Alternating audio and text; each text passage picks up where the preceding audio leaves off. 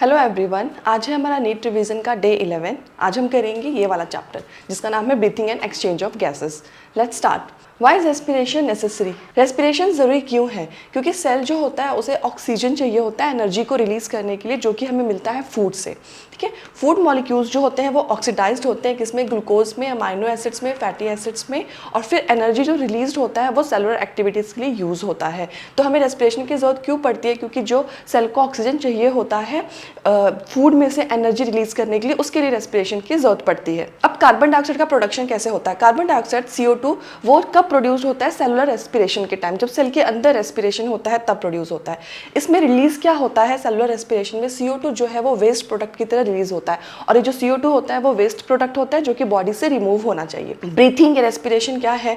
Breathing क्या होता है? एक्सचेंज होता है ऑक्सीजन का फ्रॉम द एटमॉस्फेयर, ठीक है, and CO2 from the body cell, और जो कार्बन डाइऑक्साइड है उसका रिमूवल होता है बॉडी से। तो जो एटमॉस्फेयर में ऑक्सीजन प्रेजेंट है उसे हम इनहेल करते हैं, और हमारे अंदर जो CO2 प्रोड्यूस हुआ सेलुलर रेस्पिरेशन से उसे हम एक्सहेल करते हैं। ठीक है, O2 जो है ऑक्सीजन, वो बॉडी के अंदर कंटिन्यूसली एंटर करते रहना चाहिए, और जो CO2 है वो कंटिन्यूसली बॉडी से बाहर जाते रहना चाहिए। नेक्स्ट है की डेफिनेशन देख लेते हैं। ब्रीथिंग होता क्या है? ये प्रोसेस होता है ऑक्सीजन और CO2 के एक्सचेंज का, जो एटमॉस्फेयर और बॉडी के बीच में होता है, उसे बोलते हैं ब्रीथिंग। तो ब्रीथिंग क्या हुआ? एक्सचेंज हुआ ऑक्सीजन एंड CO2 का। ब्रीथिंग मूवमेंट्स क्या होता है? चेस्ट जो है वो अप एंड डाउन मूव करता है जब हम ब्रीथ करते हैं, और ये जो मूवमेंट्स होते हैं वो हेल्प करते हैं इस इंस्पिरेशन में एंड एक्सपायरेशन में। इंस्पिरेशन क्या होता है? इनहेलेशन को इंस्पिरेशन बोलते हैं। इसमें हम क्या करते हैं? ऑक्सीजन को अंदर की तरफ लेते हैं, ठीक है।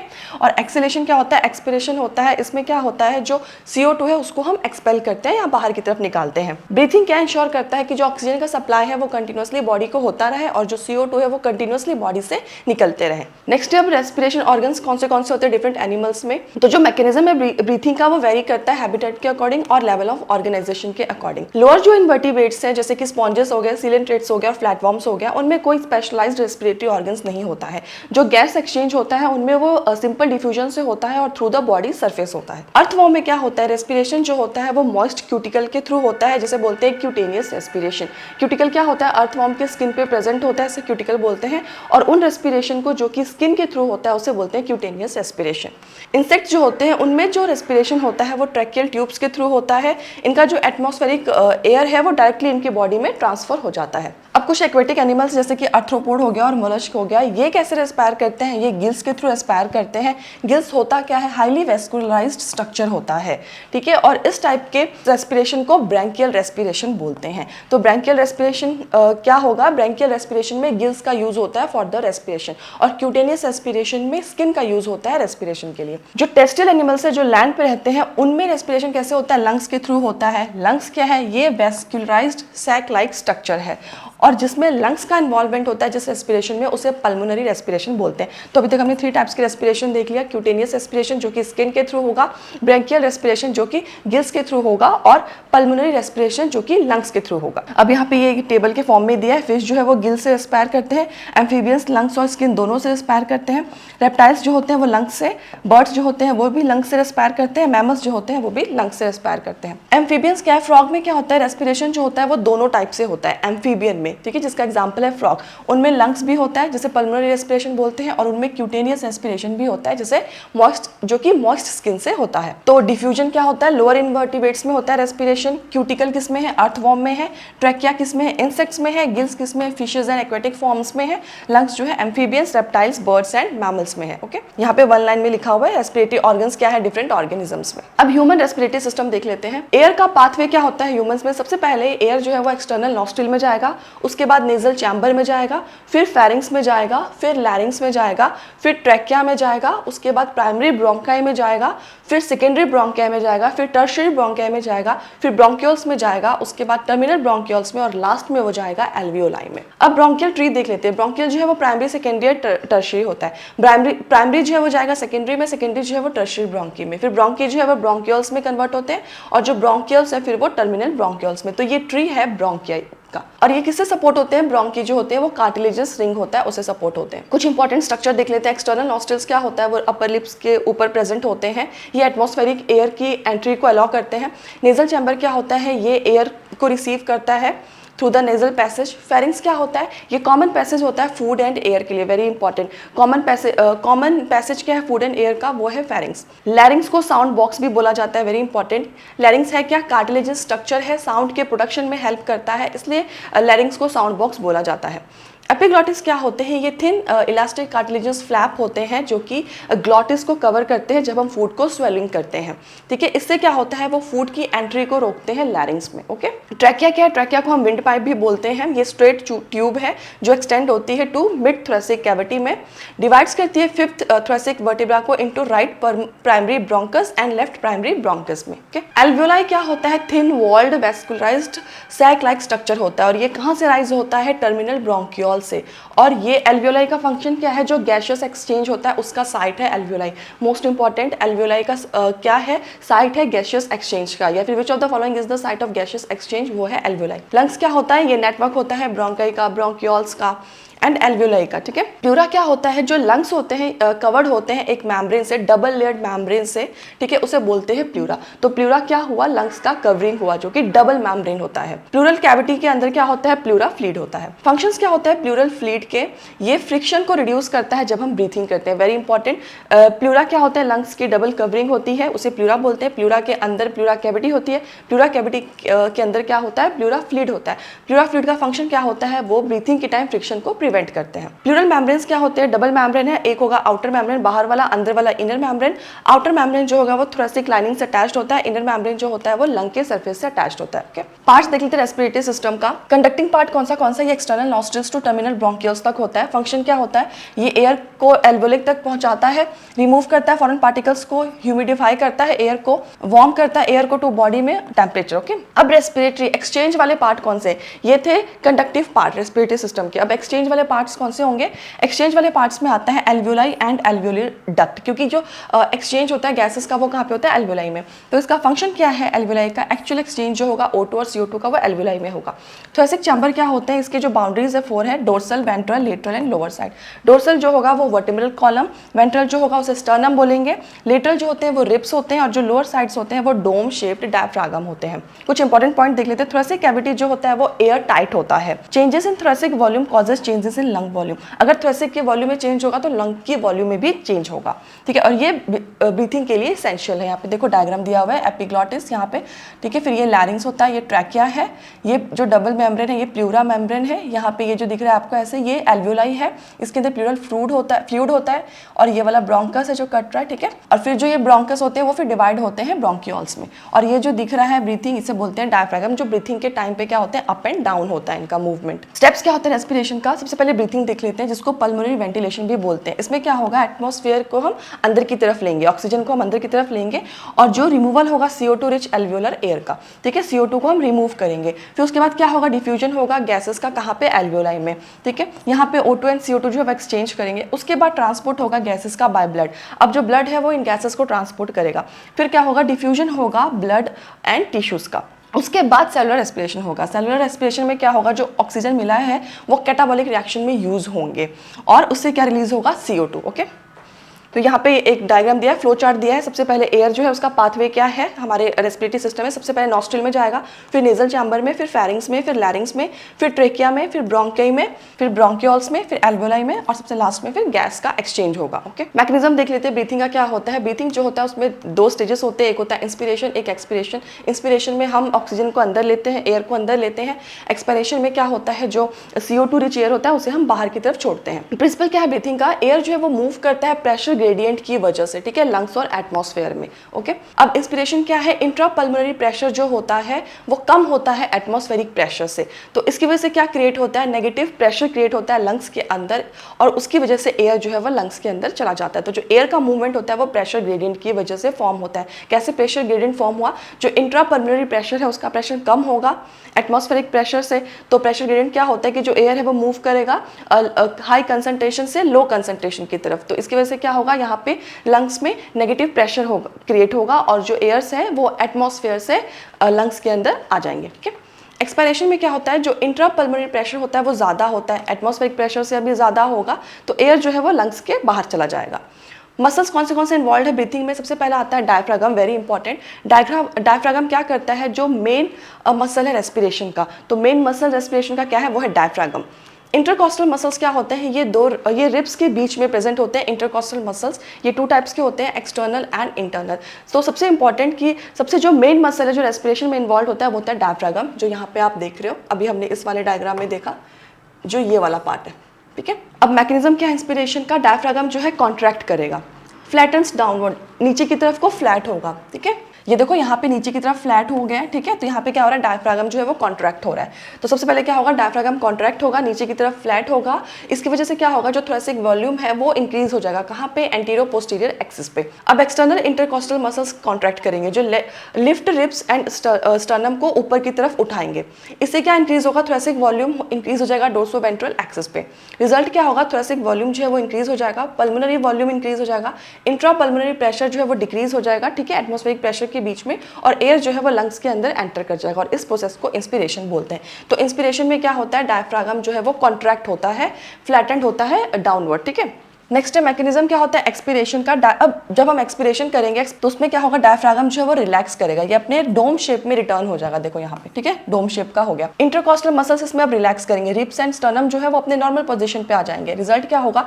थोरेसिक वॉल्यूम डिक्रीज हो जाएगा, पल्मोनरी वॉल्यूम भी डिक्रीज हो जाएगा, इंट्रा पल्मोनरी प्रेशर जो है वो राइज हो जाएगा, एटमॉस्फेरिक प्रेशर से ऊपर हो जाएगा, और एयर जो है वो लंग से एक्सपेल्ड हो जाएगा, एक्सपायर हो जाएगा। तो आप ये 2 चीज याद रखना कि मेन मसल्स जो है रेस्पिरेशन के वो है डायफ्रागम, ठीक है। डायफ्रागम में मूवमेंट की वजह से, अप एंड डाउन मूवमेंट की वजह से ही जो ब्रीथिंग का प्रोसेस है वो होता है। तो इंस्पिरेशन में क्या होता है? डायफ्रागम कॉन्ट्रैक्ट करेगा, डाउनवर्ड की तरफ फ्लैटेंड होगा, और जो लिफ्ट, इससे क्या होगा? जो रिब्स एंड स्टर्नम है वो ऊपर की तरफ लिफ्ट हो जाएंगे, ठीक है। और एक्सपिरेशन में क्या होगा? डायफ्रागम जो है वो रिलैक्स होगा, ठीक है, अपने डोम शेप में होगा, ओके। फोर्स्ड ब्रीथिंग क्या होता है? ये एडिशनल एब्डोमिनल मसल्स होते हैं जो कि हेल्प करते हैं फोर्सफुल इंस्पिरेशन में या फिर फोर्सफुल एक्सपिरेशन में। नॉर्मल ब्रीथिंग रेट क्या है? एक जो हेल्दी एडल्ट होता है उसका नॉर्मल जो ब्रीथिंग रेट होता है वो 12 to 16 ब्रीथ पर मिनट होता है। स्पायरोमीटर क्या है? ये एक इंस्ट्रूमेंट है जो हम यूज करते हैं लंग की वॉल्यूम को मेजर करने के लिए, ठीक है। लंग की वॉल्यूम एंड कैपेसिटी को मेजर करने के लिए स्पायरोमीटर यूज करते हैं। इसका इंपॉर्टेंस क्या है? ये हेल्प करता है पल्मोनरी फंक्शंस के असेसमेंट के लिए, ओके। यहाँ पे फ्लो चार्ट दिया गया है। इंस्पिरेशन है कब होगा? जब इंट्रा पल्मोनरी प्रेशर जो है वो नीचे हो जाएगा एटमॉस्फेरिक प्रेशर से, और एक्सपिरेशन कब होगा? जब ये राइज हो जाएगा एटमॉस्फेरिक प्रेशर से ऊपर। यहाँ पे इंस्पिरेशन का फ्लो चार्ट है।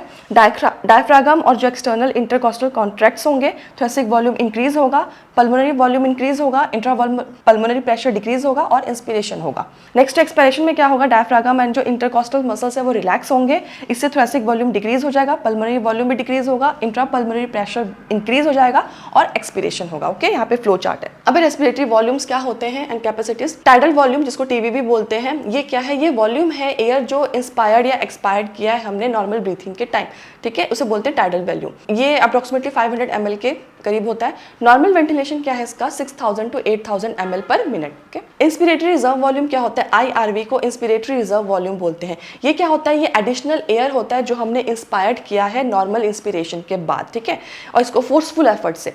ये कितना हो सकता है? 2500 से 3000 ml तक। एक्सपायरेटरी रिजर्व वॉल्यूम क्या होता है? भी एक्सपायरेटरी है, तो ये एडिशनल एयर होगा जो हमने एक्सपायर्ड किया है नॉर्मल ब्रीथिंग के बाद, ठीक है। ये 1000 to 1100 ml होता है, ठीक है। ये जो इंस्पिरेटरी रिजर्व वॉल्यूम है ये सब फोर्सफुल एफर्ट है, ओके। रेजिडुअल वॉल्यूम RV क्या होता है? वो एयर जो हमारे लंग्स में रह जाता है, ठीक है, फोर्सफुल एक्सपिरेशन के बाद भी, ठीक है। हमने फोर्सफुल एक्सपिरेशन कर दिया, उसके बाद भी जो एयर लंग्स में रह गया उसे बोलते हैं रेजिडुअल वॉल्यूम, RV। अब पल्मोनरी कैपेसिटीज क्या होती है? इंस्पिरेटरी कैपेसिटी IC किसे बोलते हैं? जो टोटल वॉल्यूम जो एयर का इंस्पायर्ड किया है हमने नॉर्मल एक्सपिरेशन के बाद। फॉर्मूला है इसका IC = TV + IRV। Expiratory capacities EC क्या होता है? इसका क्या डेफिनेशन है? टोटल वॉल्यूम जो हमने एयर का एक्सपायर्ड किया है नॉर्मल इंस्पिरेशन के बाद। इसका फॉर्मूला है EC = TV + ERV। Functional residual capacity क्या है? इसका डेफिनेशन क्या है? वो वॉल्यूम एयर का जो लंग्स के अंदर रह गया है नॉर्मल एक्सपिरेशन के बाद भी। इसका फॉर्मूला है FRC = ERV + RV। Vital capacity क्या होता है? VC क्या होता है? मैक्सिमम वॉल्यूम ऑफ एयर जो हमने इनहेल्ड किया है फोर्सफुल एक्सपिरेशन के बाद भी, ठीक है, या फिर मैक्सिमम वॉल्यूम ऑफ एयर जो हमने एक्सहेल्ड किया है फोर्सफुल इंस्पिरेशन के बाद। इसका फॉर्मूला होता है VC = IRV + TV + ERV। Total lung capacity क्या होता है? इसका डेफिनेशन क्या है कि जो टोटल वॉल्यूम है एयर का जो लंग्स में बचा हुआ है फोर्सफुल इंस्पिरेशन के बाद, उसे बोला जाता है। इसका फॉर्मूला है TLC = IRV + TV + ERV + RV, और या फिर TLC को आप VC + RC से भी डिनोट कर सकते हो। RV। ओके, अब यहाँ पे कुछ टेबल दिया गया है जिसमें वॉल्यूम कैपेसिटी दी है, फॉर्मूला दिया हुआ है और वैल्यू दी है। तो आप इस टेबल को कर लोगे तो आपको इजीली होगा क्वेश्चन करना। अब देख लेते हैं, ये एक फ्लो चार्ट है, ठीक है। टीवी, फिर IRV आएगा, फिर ERV आएगा, फिर ये रहा लंग्स, फिर IC-TV प्लस IRV, फिर EC-TV प्लस ERV, फिर आएगा FRC ERV प्लस RV, फिर VC IRV plus TV plus ERV, फिर आएगा TLC VC plus RV। Okay, अब एक्सचेंज देख लेते हैं गैसेस का। साइट क्या होता है गैस के एक्सचेंज का? एल्वियोलाई। ये प्राइमरी साइट है गैसियस एक्सचेंज का। एक्सचेंज कहाँ कहाँ होगा इसमें? एल्वियोलाई और ब्लड के बीच में होगा, फिर ब्लड एंड टिश्यूज के बीच में होगा। मैकेनिज्म क्या होता है? ये सिंपल डिफ्यूजन से होता है। मेनली ये ड्रिवन होता है पार्शियल प्रेशर ग्रेडियंट से और कंसंट्रेशन ग्रेडियंट से। फैक्टर्स कौन से अफेक्ट करते हैं डिफ्यूजन को? पार्शियल प्रेशर ग्रेडियंट, ठीक है। ये मेन ड्राइविंग फोर्स है डिफ्यूजन का। कौन सा? Partial pressure gradient. Solubility of gases, जो हायर सॉलिबिलिटी होगी तो फास्टर डिफ्यूजन होगा। थिकनेस ऑफ डिफ्यूजन मेम्ब्रेन, अगर मेम्ब्रेन थिन होगा तो डिफ्यूजन फास्टर होगा। ओके, ये फैक्टर्स है जो अफेक्ट करते हैं डिफ्यूजन को। नेक्स्ट है पार्शियल प्रेशर। क्या होता है? Pressure contributed bye an individual gas in a mixture of gas, ठीक है। वो प्रेशर जो इंडिविजुअल गैस ने अप्लाई किया है किसमें? मिक्सचर ऑफ गैसेस में, ठीक है। मिक्सचर ऑफ गैसेस है, उनमें से एक इंडिविजुअल गैस जो अपना अपना प्रेशर एक्सर्ट कर रहे हैं उसे बोलते हैं पार्शियल प्रेशर। इसका सिंबल क्या होता है? Partial pressure of oxygen is partial, ठीक है। PO2 means partial pressure of oxygen, PCO2 means partial pressure of carbon dioxide. अब डायरेक्शन देख लेते हैं डिफ्यूजन क्या क्या है। ऑक्सीजन जो है पहले एल्वियोलाई में जाएगा, फिर ब्लड में जाएगा, फिर टिश्यू में जाएगा। कार्बन डाइऑक्साइड क्या क्या है? CO2 जो है पहले टिश्यू से ब्लड में जाएगा, फिर ब्लड से एल्वियोलाई में। सॉल्युबिलिटी क्या है CO2 की? CO2 जो है 20 to 25 टाइम्स जो है ज्यादा सॉल्युबल है देन O2, इसलिए CO2 जो है वो फास्टर डिफ्यूज होता है देन ऑक्सीजन। अब डिफ्यूजन या रेस्पिरेटरी मेम्ब्रेन क्या होते हैं? 3 लेयर्स होते हैं। Thin squamous epithelium of alveoli, उसके बाद आता है एंडोथेलियम ऑफ एल्वियोलर कैपिलरीज, फिर लास्ट में आता है बेसमेंट सब्सटेंस, ठीक है, जिसे बेसमेंट मेम्ब्रेन भी बोला जाता है। अब थिकनेस क्या होता है डिफ्यूजन मेम्ब्रेन का? एक्सट्रीमली थिन होते हैं, बहुत थिन होते हैं, 1 mm से भी कम होते हैं। ये रैपिड डिफ्यूजन ऑफ गैसेस को फैसिलिटेट करते हैं। गैस जो है वो एफिशिएंटली कैसे एक्सचेंज होते हैं? क्यों एक्सचेंज होते हैं? क्योंकि जो एल्वियोलाई का सरफेस एरिया होता है वो लार्ज होता है, डिफ्यूजन मेम्ब्रेन जो होता है वो बहुत थिन होता है, कैपिलरी नेटवर्क जो होते हैं वो बहुत ज़्यादा होते हैं, और जो पार्शियल प्रेशर ग्रेडियंट होता है वो स्ट्रॉन्ग होता है, और CO2 का जो सॉलिबिलिटी होता है वो हायर होता है। गैस एक्सचेंज होता है सिंपल डिफ्यूजन से। O2 डिफ्यूज होगा एल्वियोलाई से टिश्यू में, और CO2 डिफ्यूज होगा टिश्यू से एल्वियोलाई में। अब ये नीट का कुछ फ्लो चार्ट देख लेते हैं। एल्वियोलाई O2 में गया, ब्लड में गया, टिश्यू में गया, टिश्यू CO2 में, ब्लड में, फिर एल्वियोलाई में, फिर एटमॉस्फेयर में। मोस्ट इंपॉर्टेंट चीज, जो ऑक्सीजन है वो अपने ग्रेडियंट के डाउन मूव करेगा। एल्वियोलाई से ब्लड में जाएगा, ब्लड से टिश्यू में जाएगा। CO2 जो है वो अपने ग्रेडियंट के अबव अप मूव करेगा, टिश्यू से ब्लड में जाएगा, फिर एल्वियोलाई में जाएगा, फिर एटमॉस्फेयर में जाएगा। ओके, ये देखो यहाँ पे डायग्राम है एल्वियोलस का, ठीक है। ये रहा बेसमेंट मेम्ब्रेन, फिर ये उसके के सबसे जो ऊपर बाहर वाला जो मेम्ब्रेन है वो है स्क्वैमस एपिथेलियम, जो वॉल है एल्वियोलर वॉल है। उसके बाद है एंडोथेलियम, फिर सबसे लास्ट में है बेसमेंट सब्सटेंस। ओके, ये एल्वियोलाई के वॉल्स है 3 लेयर्ड। अब ट्रांसपोर्ट देख लेते हैं गैस का। जो ब्लड ट्रांसपोर्ट मीडियम क्या है? ब्लड जो है ट्रांसपोर्ट होता है O2 एंड CO2, ठीक है। मतलब ऑक्सीजन और CO2 दोनों की ट्रांसपोर्ट कौन करेगा? ब्लड करेगा। ऑक्सीजन का ट्रांसपोर्ट कैसे होता है? ऑक्सीजन जो है वो RBC के फॉर्म, RBC जो है वो ऑक्सीजन को ट्रांसपोर्ट करता है, ठीक है, मेजर फॉर्म है। 97% ऑफ जो O2 है वो RBC ट्रांसपोर्ट करेंगे। इसमें क्या होता है? RBC में जो ऑक्सीजन है वो हीमोग्लोबिन के साथ बाइंड हो जाते हैं, डिसॉल्व इन प्लाज्मा, और जो 3% ऑफ O2 बच रहा है वो डिसॉल्व फॉर्म में ट्रांसपोर्ट होंगे। हीमोग्लोबिन HB क्या होता है? ये रेड कलर का पिगमेंट होता है, और ये क्या कंटेन करता है? आयरन, जो कि हमारे ब्लड में प्रेजेंट होता है, ठीक है, RBC में प्रेजेंट होता है। तो RBC में क्या होता है? रेड कलर पिगमेंट होता है हीमोग्लोबिन, जो कि आयरन कंटेनिंग है। ऑक्सी हीमोग्लोबिन क्या होता है? ऑक्सी हीमोग्लोबिन नाम से पता चल रहा है कब फॉर्म होगा? जब ऑक्सीजन हीमोग्लोबिन के साथ कंबाइन होगा तो क्या फॉर्म करेगा? ऑक्सी हीमोग्लोबिन, ठीक है। 4 मॉलिक्यूल्स ऑफ O2, एक हीमोग्लोबिन जो है वो 4 मॉलिक्यूल्स ऑफ ऑक्सीजन से बाइंड करते हैं। फैक्टर्स कौन से अफेक्ट करते हैं ऑक्सीजन और हीमोग्लोबिन के बाइंडिंग को? सबसे पहला है partial pressure of oxygen PO2। उसके बाद अदर फैक्टर्स कौन से हैं? Partial pressure of CO2, hydrogen ion concentration कितना है, टेम्परेचर क्या है। पर मेन जो फैक्टर है वो ऑक्सीजन का पार्शियल प्रेशर होगा, ठीक है, जो कि O2 HB की बाइंडिंग को अफेक्ट करेगा। अब ऑक्सीजन डिसोसिएशन कर्व देख लेते हैं। ये ग्राफ होता है किसके किसके बीच में परसेंटेज ऑफ सैचुरेशन कितना है हीमोग्लोबिन का विद ऑक्सीजन के साथ, और पार्शियल प्रेशर क्या है ऑक्सीजन का।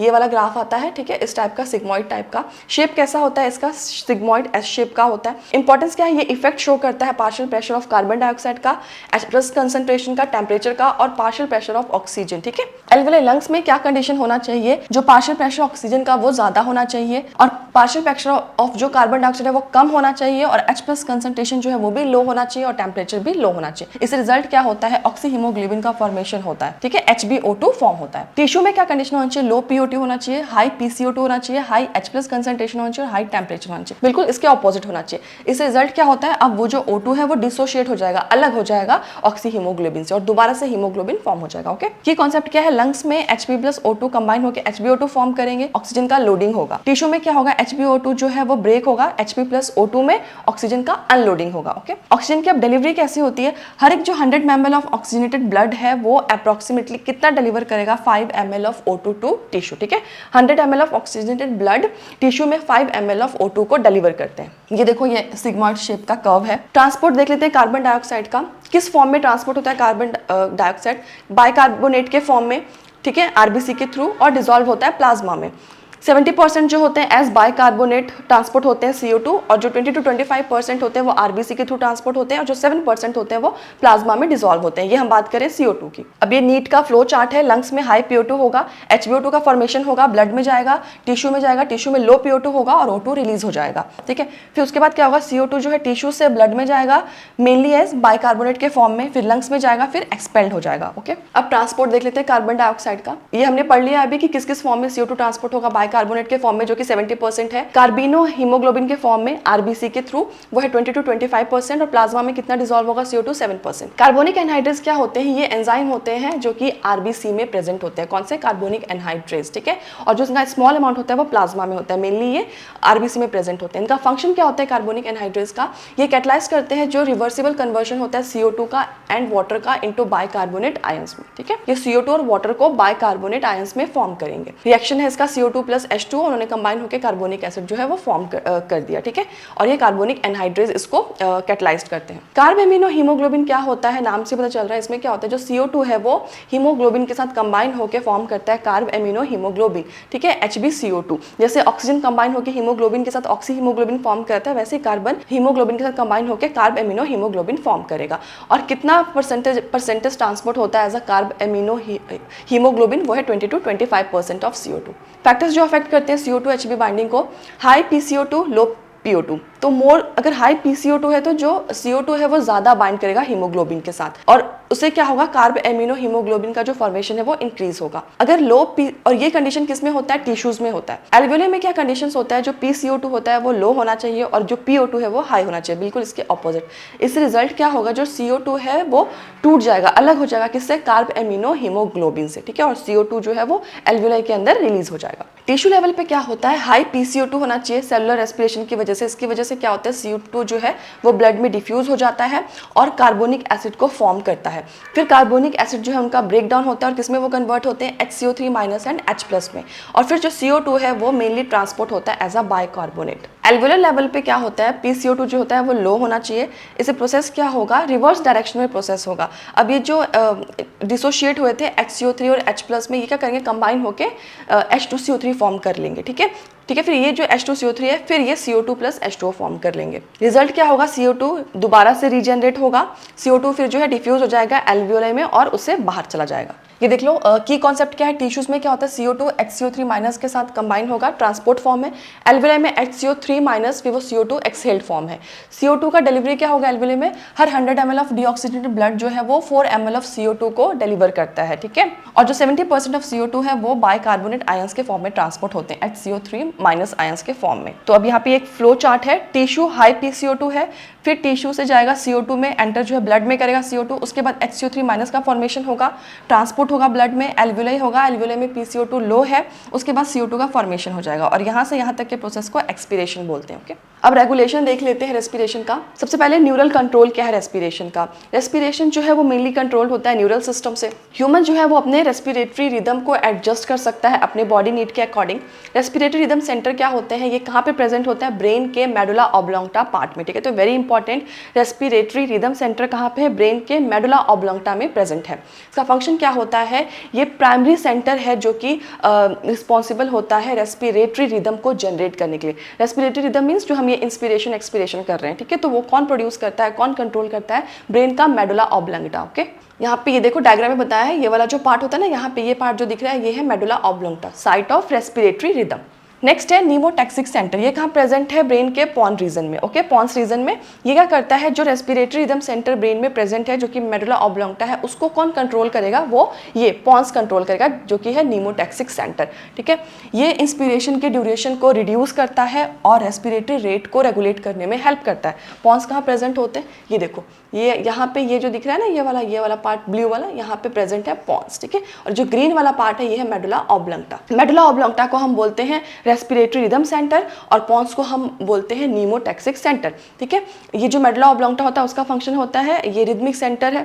ठीक है, ब्रीथिंग का रेस्पिरेटरी जो रिदम है उसको कंट्रोल करता है और ये जो पॉन्स है वो इसको कंट्रोल करता है, मेडुला ऑब्लोंगटा को। ओके, तो फंक्शन क्या है पॉन्स का कि जो रेस्पिरेटरी रिदमिक सेंटर है उसको कौन कंट्रोल करेगा? पॉन्स। नेक्स्ट आता है कीमो सेंसिटिव एरिया, ये क्या होता है? ये रेस्पिरेटरी रिदम सेंटर के एडजेसेंट में प्रेजेंट होता है। ये देखो, ये रहा यहाँ पे जो येलो वाला है, ये है कीमो सेंसिटिव एरिया। जिस कलर का जो स्ट्रक्चर है ना उसी कलर में यहाँ पे लेबल किया हुआ है। ठीक है, इसका ये किसके लिए सेंसिटिव होता है? CO2 कंसंट्रेशन के लिए सेंसिटिव होता है और H+ हाइड्रोजन आयंस के कंसंट्रेशन के लिए। क्या होता है अगर कार्बन डाइऑक्साइड और जो H+ जो है इंक्रीज हो जाए तो कीमो सेंसिटिव एरिया जो है वो एक्टिवेट हो जाता है और सिग्नल भेजता है किसको? रेस्पिरेटरी रिदमिक सेंटर को। इससे क्या होता है? जो रेस्पिरेटरी रेट है वो इंक्रीज हो जाता है और जो एक्सेस ऑफ CO2 है वो एलिमिनेट हो जाता है। ठीक है, तो हमने 3 सेंटर्स देख लिए के। सबसे मेन जो रेस्पिरेटरी रिदम सेंटर जो है वो मेडुला ऑब्लोंगटा है। ठीक है, उसके बाद आता है पॉन्स, ये जो ब्लू वाला पार्ट है, मेडुला ऑब्लोंगटा ग्रीन वाला पार्ट है। ब्लू वाला पार्ट जो है वो पॉन्स है, उसे नीमोटैक्सिक सेंटर बोलते हैं।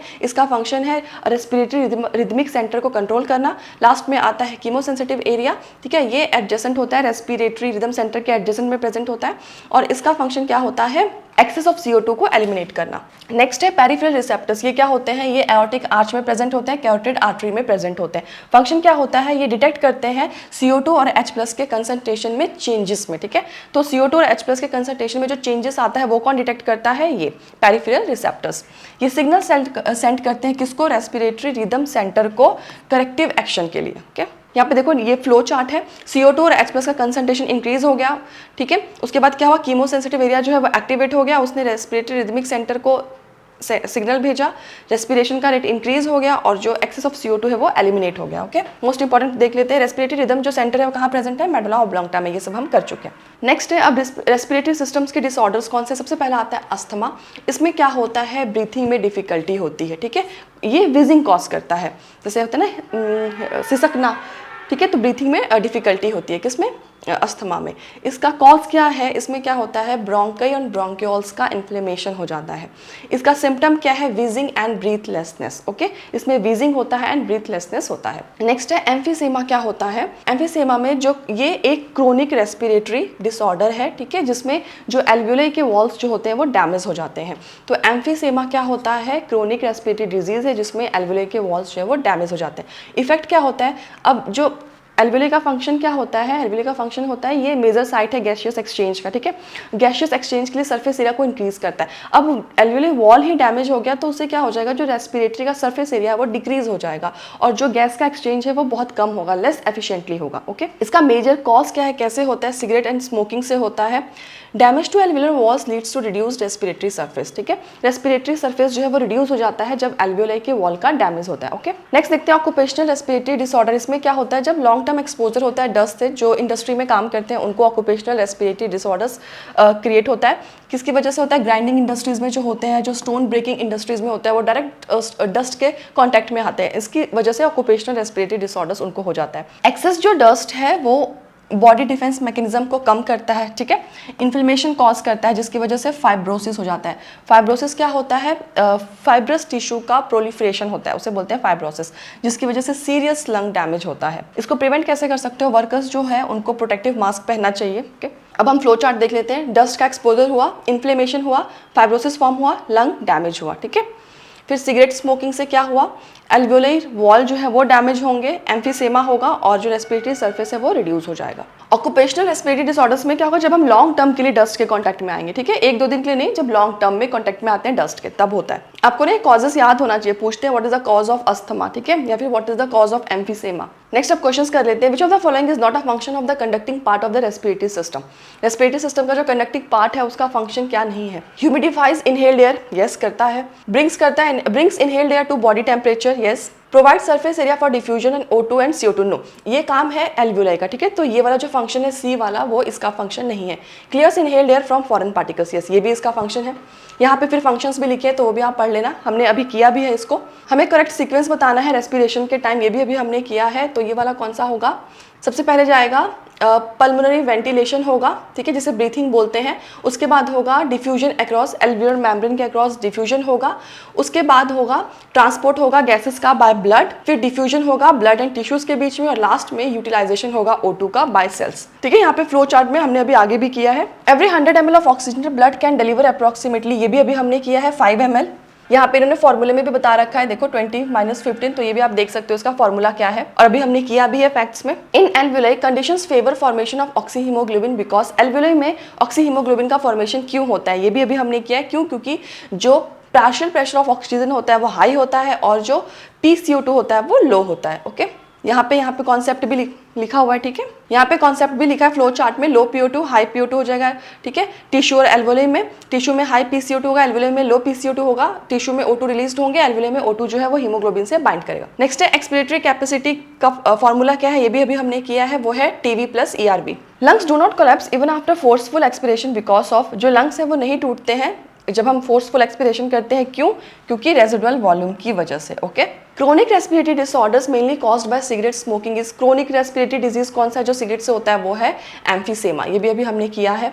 When a person holds his breath, the stimulus for breathing is mainly due to, जब पर्सन अपने ब्रीथ को रोकता है तो उस टाइम पे क्या होता है, CO2 का कंसंट्रेशन इंक्रीज हो जाता है, ठीक है, क्योंकि CO2 निकल नहीं पाएगा ना बॉडी से। 70% ऑफ कार्बन डाइऑक्साइड ट्रांसपोर्टेड होता है ब्लड में, किस फॉर्म में, ये भी अभी हमने किया है, बाइकार्बोनेट के फॉर्म में, HCO3- के फॉर्म में, ठीक है। तो आपको ये फॉर्मूला भी याद होना चाहिए, HCO3- means bicarbonate form. Next chapter है बॉडी फ्लूइड्स एंड सर्कुलेशन।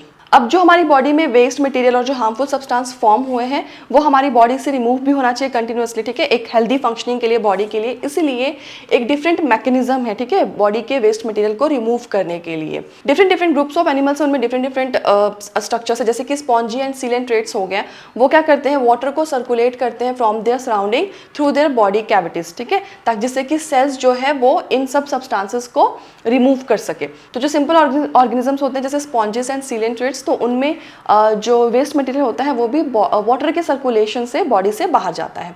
अब क्या होता है, हमारी बॉडी में जो वेस्ट मटेरियल या जो भी यूजफुल सब्सटेंसेस हैं उनको बॉडी के डिफरेंट पार्ट तक पहुंचाने के लिए कुछ तो मीडियम चाहिए, कैसे वो पहुंचेंगे।